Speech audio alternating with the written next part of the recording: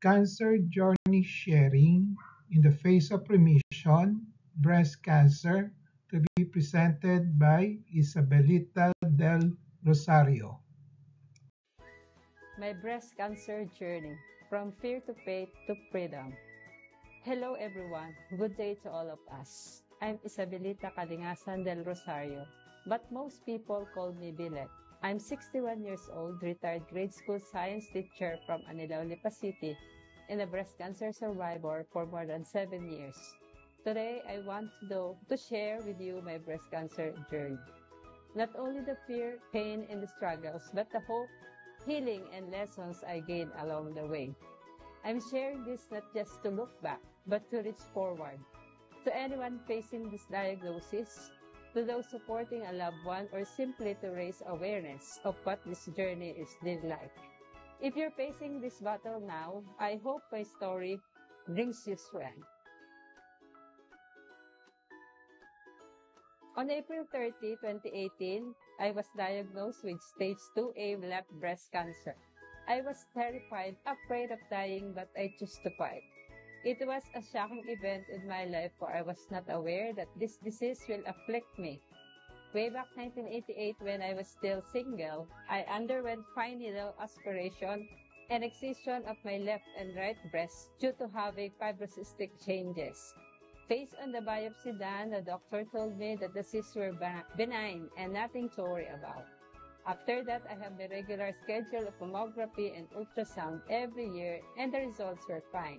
But after 29 years, which was year 2017, I felt lumps on my left breast again when I was doing breast self-examination. I consulted a surgeon, and he advised me to undergo mammogram and ultrasound. The result shows a small lump or nodules on both breasts. In the following year, 2018, laboratory exams were done again, and the result was a little bit alarming.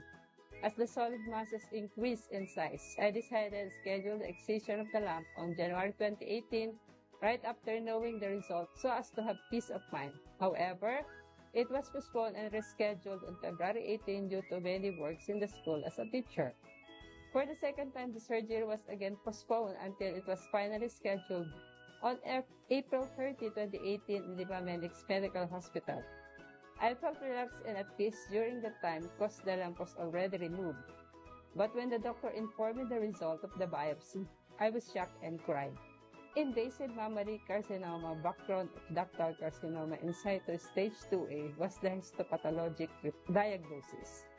I can't accept it. Why did it happen to me? I am very cautious, especially with the food I take, and likewise. Our family have no history of this dreadful disease. Since the result of the biopsy was alarming and only while excision took place, the doctor advised me to undergo modified radical mastectomy. This time, we asked a second opinion from the oncologist in FMAB PGH and scheduled the surgery on May 22, 2018. Hoping that the result will be different from the previous operation, another biopsy was done, but sad to say that the result was the same. Aside from biopsy, immunohistochemistry test was done also, and the result was scary. ER and PR are positive, HER2 was strongly positive. This can cause the cancer cells to grow and multiply very quickly, making the cancer more aggressive.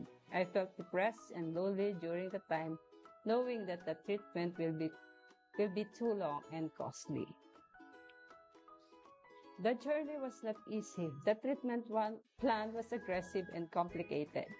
Because of the alarming result of the immunohistochemistry report, my doctor advised me to undergo 8 cycles of systemic chemotherapy and 18 cycles of immune-targeted therapy using trastuzumab, and 5 to 10 years of hormonal therapy. Chemotherapy was the hardest. I lost my hair, my energy, my appetite. I felt weak, and some days I couldn't even get out of bed. There were days I felt broken physically, emotionally, mentally, and financially as well. Since the treatment was too expensive, I was recommended by my doctor and FMAB to the Cancer Institute in PGH, where I can enroll in Breast Cancer Medicine Access Program. It's really a big help. However, the sacrifice can't be tolerated by other patients who were not determined to be healed. I had experienced going to PGH at 1 a.m. just to fall in line to be included in the line of patients to be treated.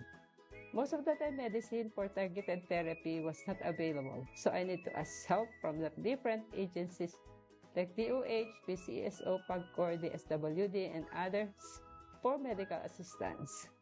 I was forced also to retire early at the age of 54 from my teaching job since the treatment was too long, which was every 3-week cycles for 1.5 years. But I never lost my will to fight. My family, friends, and incredible physicians who cared for me were my strength. Their prayers, encouragement, and unwavering support reminded me that I didn't have to walk this road alone. I lean on my faith. I prayed a lot. I believed that God would heal me and that the belief is my anchor. The fear was real, but so my determination to fight. But through it all, I held on to my faith, trusting that He would see me through. When treated ended, I thought life would return to normal, but recovery has its own journey. I took it day by day, little joys, small steps.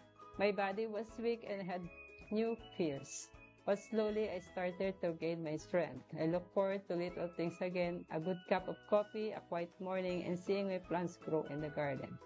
Every scar became a symbol of survival, and each day felt like a blessing. Cancer changed me, but it didn't break me. Today, I live with more intention. I no longer postpone things that bring me joy, like traveling, going out with my former co-teachers and friends. I am enjoying my hobby, which is gardening, and yes, there are days of worry. But I no longer live in fear. I live in gratitude. Cancer didn't just test me. It taught me how to be strong. I still go for regular checkup, now under the care of our compassionate physician, Dr. Ray Hoson, to whom I started consulting him during pandemic days, specifically on December 2020. Now I stand in complete remission, grateful and stronger than I ever thought I could be.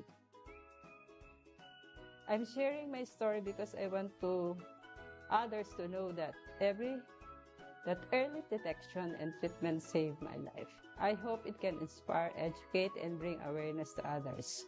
To all women out there, practice regular breast self-exam, breast check-up, and laboratory exam if there is something suspicious in your breast. You are stronger than you think. Don't be afraid to ask for help. And most of all, never stop believing in healing. As what Padre Pio said, pray, hope, and don't worry. Worry is useless. God is merciful and will heal you and will hear your prayer.